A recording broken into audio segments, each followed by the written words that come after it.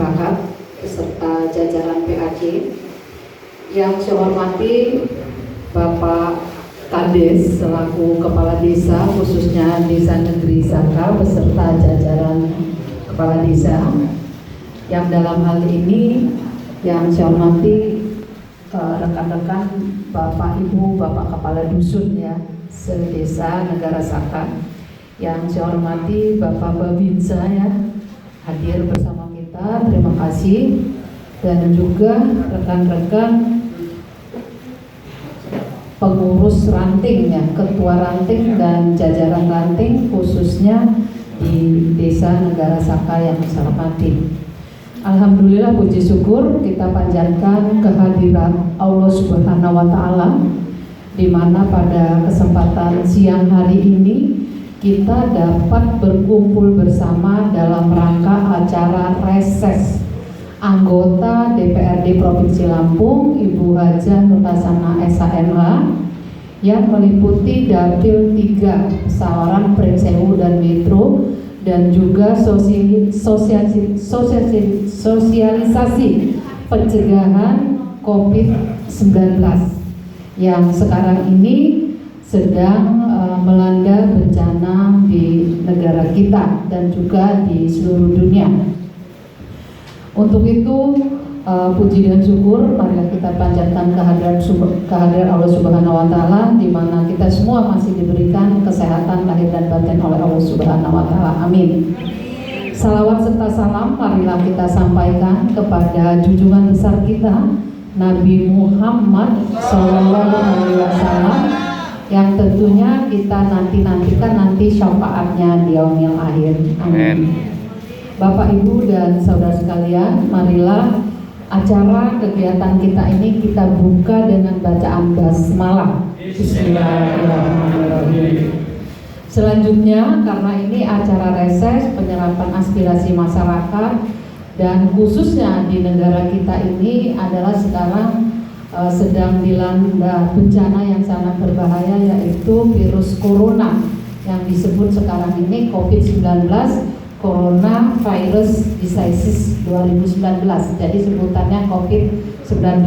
Sehingga semua kegiatan baik di tingkat nasional, di tingkat provinsi, kabupaten, dan juga kecamatan, desa, dan sampai ke tingkat RT itu harus mengarahnya bagaimana kita bisa menanggulangi daripada virus berbahaya tersebut ya Pak Kades ya, Pak Babinsa ya, semua.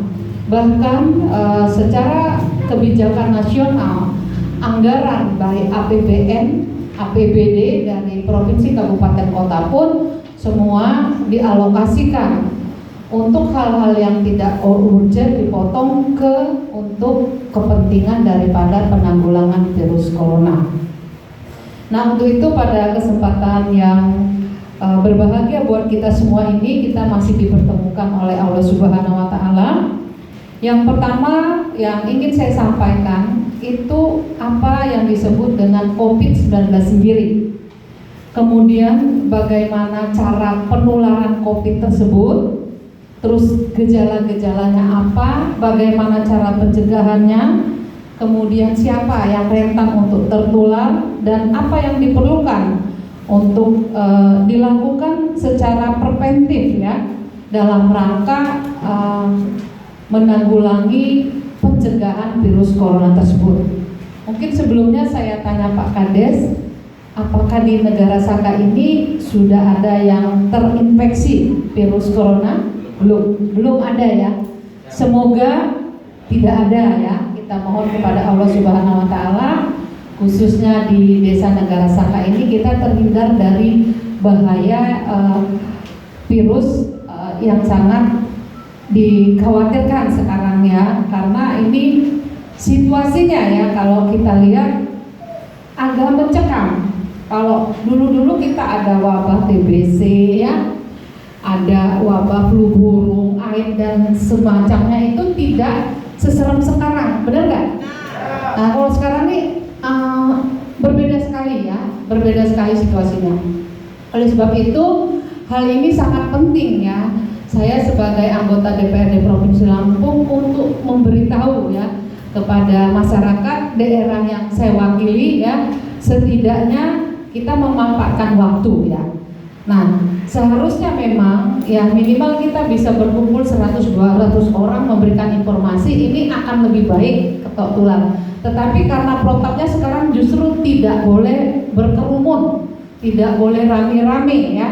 Hanya 20 sampai 30 orang aja itu udah cukup banyak ya, 20 orang kita. Nah, oleh sebab itu yang hadir pada kesempatan ini untuk nanti terutama PAC ini punya wilayah sekecamatan Negeri Katon ya. Teman-teman PAC bisa nanti, sekarang kan udah ada HP ya, ketok tular apa yang harus dilakukan. Kemudian juga Pak Kades ya bisa memonitor di semua dusunnya.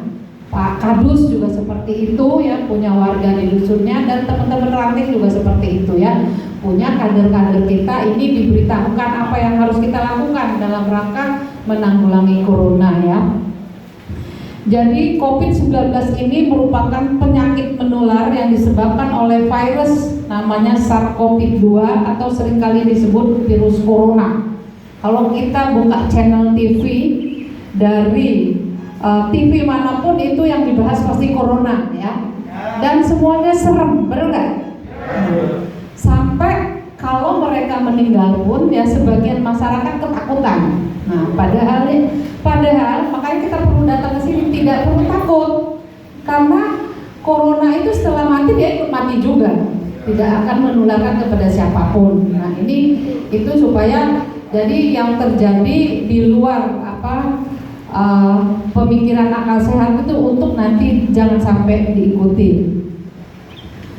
Kemudian juga kenapa banyak yang tertular dan meninggal ya? Yang pertama karena merupakan penyakit baru, jadi manusia belum punya kekebalan tubuh terhadap virus tersebut ya. Karena begitu diserang itu langsung berjatuhan ya.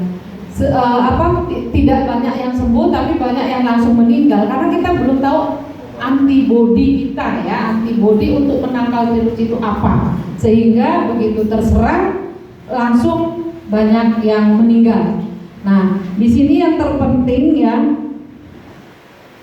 buat kita ya, bagaimana cara kita mengetahui penularan tersebut melalui apa ya, supaya kita itu bisa mengantisipasi pencegahannya ya. Penularan daripada COVID itu ditularkan melalui droplet, percikan ketika orang batuk berbicara dengan orang yang sudah terkena COVID. Nah, kalau di sini tadi saya udah tanya dulu, kita nggak ada di sini ya. Alhamdulillah negara Saka ini bersih dari COVID, tapi kita tetap harus pakai masker ya. Nah, jadi dari cara berbicara, dari cara batuk bersin, kalau dia udah punya COVID itu bisa menularkan ke temannya. Nah, ini cara penularan. Kemudian juga kontak erat. Nah, jadi bersalaman. Tadi kita masuk, kita udah menggunakan protap, kita tidak boleh bersalaman ya Pak Babinsa ya.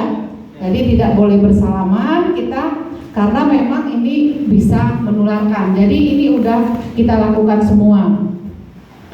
Kemudian juga kita itu dilarang untuk banyak menyentuh benda-benda sekarang. Kalau tidak terlalu penting seperti gagang pintu, botol aqua, atau hal-hal yang sensitif.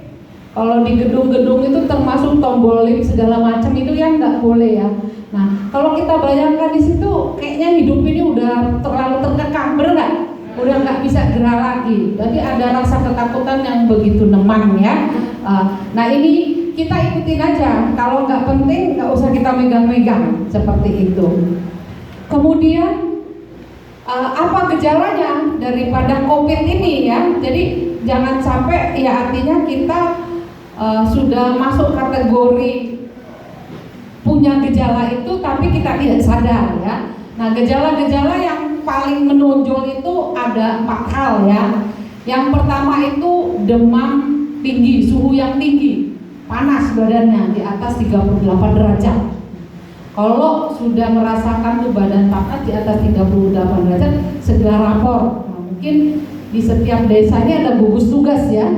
Ada gugus tugas yang sudah dibentuk oleh pemerintah, ini segera lapor. atau kita datang ke klinik, ke puskes terdekat ya dengan kondisi kita.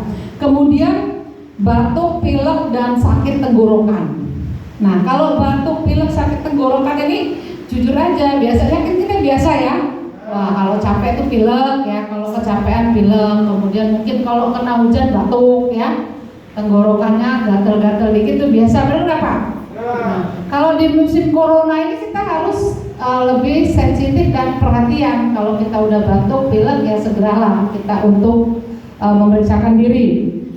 Kemudian letih dan lesu. Nah, ini ciri-cirinya letih dan lesu. Nah, kalau biasanya letih dan lesu itu biasa lah orang kalau lagi nggak punya uang, bener nggak Pak? Kalau lagi kantong kering ya. Nah, letih dan lesu ya. Badan ya, alhamdulillah. Letih dan lesu. Nah, ini biasa, tapi ini beda. Kalau udah kan badannya lesu berlebihan, letih berlebihan. Nah, itu kita segera memeriksakan diri. Kemudian yang terakhir itu sesak napas. Jadi kalau terasa sesak napas kita nggak ada sebabnya, segera berobat. Jadi proses gejala-gejalanya tadi itu ada 4 hal ya. Jadi yang pertama itu suhu tinggi di atas 38 derajat ya. Kemudian batuk, pilek, tenggorokannya terasa kering, badan letih lesu, dan juga sesak napas. Nah, itu jadi yang umum yang harus kita ketahui gejala-gejalanya.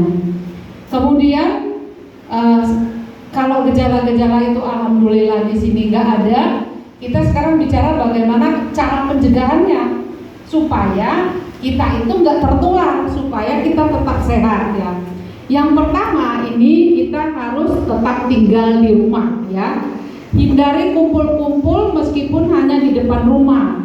Anak-anak diimbau untuk tinggal di rumah, jangan bermain di luar rumah. Jadi tinggal di rumah seperti yang sekarang diminta oleh pemerintah, di TV juga dicanangkan di mana-mana, kita jangan berpergian kalau tidak penting. Jadi yang namanya anak-anak, ibu-ibu itu jangan suka ke pasar tiap hari. Jadi belilah keperluan itu setidaknya di stok lah ya. Jadi jangan, kalau biasanya hari-hari sehari bisa 3 kali ke pasar, bener nggak Pak? Pakai motor bolak-balik. Nah, ini jangan. Anak-anak juga biasanya kalau libur pagi keluar, siang keluar, sore keluar. Nah, ini harus dihindari ya. Dan keluar hanya untuk kepentingan yang urgent. Nah, seperti kita sekarang ya, yang hadir sekarang ini semua pemimpin. Keluar hadir sini berarti penting ya. Di sini ada ketua PAC dan rekan-rekan PAC, ini pemimpin. Pak Kades dan aparat desanya, Pak Kadus ini pemimpin. Pak Babinsa apalagi 1 kali 24 jam ya Pak ya. Harus monitor, ini orang penting. Jadi karena penting kita keluar ya, nggak penting nggak perlu keluar.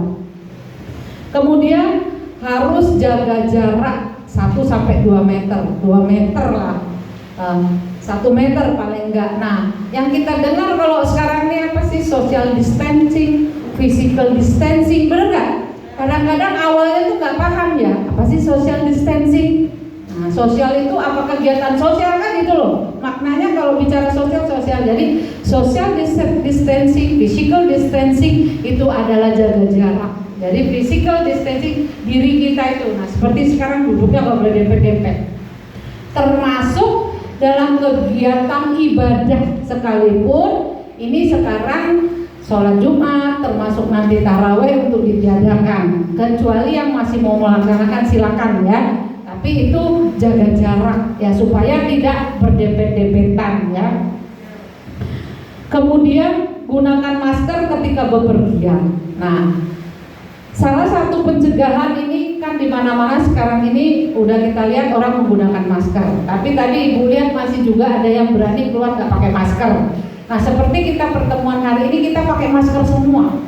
Ini untuk menjaga ya, jangan sampai kita itu tertular dari yang udah kena virus corona tersebut ya. Untuk daerah-daerah ya yang sudah menerapkan PSBB. Nah, ini apa? PSBB itu pembatasan sosial berskala besar. Artinya pembatasan yang sudah begitu ketat. Ya, ini kalau tidak pakai masker kena denda. Pergi tidak ada keperluan tindak pidana, ya. Benar nggak Pak Babinsa ya? Nah, ini sudah diterapkan di 10 kota kalau di Indonesia. Yang nomor 1 di daerah Jakarta dan Jabodetabek, ini udah diterapkan. Nah, kalau kita belum dalam taraf penerapan itu, kalau bisa jangan. Kalau skalanya ini perkembangan virusnya di Provinsi Lampung ini menurun, ya kita tidak akan menerapkan itu. Tapi kalau dalam waktu beberapa bulan ini meningkat, itu bisa aja kebijakan diambil, ya. Oleh sebab itu, kita sebagai pemimpin harus menyampaikan kepada keluarga besar kita, masyarakat kita, bahwa patuhilah apa yang menjadi kebijakan daripada pemerintah, yaitu kalau keluar menggunakan masker, ya. Kemudian pencegahan yang selanjutnya ini adalah dengan cuci tangan selalu. Nah, cuci tangan ini sesering mungkin, ya. Jadi kalau biasanya kita cuci tangan itu bangun tidur, mau makan, terus sore, ya, mau tidur lagi atau mau makan, bener nggak? Nah, kalau sekarang ini nggak dihitung berapa kali. Kalau menurut kita perasaan udah nggak enak, cuci tangan lagi. Kemudian kita kalau udah megang apa, cuci tangan lagi, pakai sabun dan melalui air mengalir. Itu kan seperti kayak kita mau berwudu tuh, ya, pakai air mengalir. Nah, ini sesering mungkin cuci tangan dilakukan pakai sabun. Nah, sabunnya sabun apa aja, deterjen itu bagus, jadi nggak terlalu mahal. Makanya ibu datang ke sini sekarang tuh bawa bagaimana brosur pencegahan, bawa masker, ya, kemudian nanti dikasih sabun juga, ya, supaya ini mempraktekkan yang akan dilakukan oleh keluarga besar kita dan masyarakat sekitar kita, ya. Selanjutnya, hindari menyentuh wajah. Lah, kita ini emang secara tidak sengaja biasanya sering banget pegang mulut, hidung, mata, bener nggak? Lah, ini sekarang jangan. Jadi cuci tangan bersih dulu kalau mau megang. Jadi hindari, ya, menyentuh wajah karena dia bisa masuk ke situ, ya. Kemudian rutin mandi terutama setelah bepergian. Nah, kita, ya, ini udah bagus. Kita memang kalau dalam kebijakan WHO, ya, mandi ini untuk mencegah virus corona ini sehari 2 kali. Tapi saya yakin kita memang udah 2 kali mandi, kan? Nah, nggak terlalu sulit. Jadi jangan sehari sekali, airnya nggak susah. Jadi pagi mandi, sore mandi. Kalau habis dari perpergian langsung mandi. Habis acara kita nanti ini selesai, kita pulang ke rumah langsung mandi. Selesai acara langsung mandi, ya. Jadi itu memang udah menjadi protapnya, ya. Kemudian pencegahan COVID ini yang harus kita terapkan juga dalam kehidupan sehari-hari itu adalah bagaimana kita menjaga supaya hidup sehat. Nah, hidup sehat ini bagaimana? Jadi hidup sehat ini tidak mahal sebenarnya. Jangan kalau berbicara kita ingin sehat, wah, ini buat orang menengah ke atas aja, buat pejabat aja, buat orang mampu aja, enggak.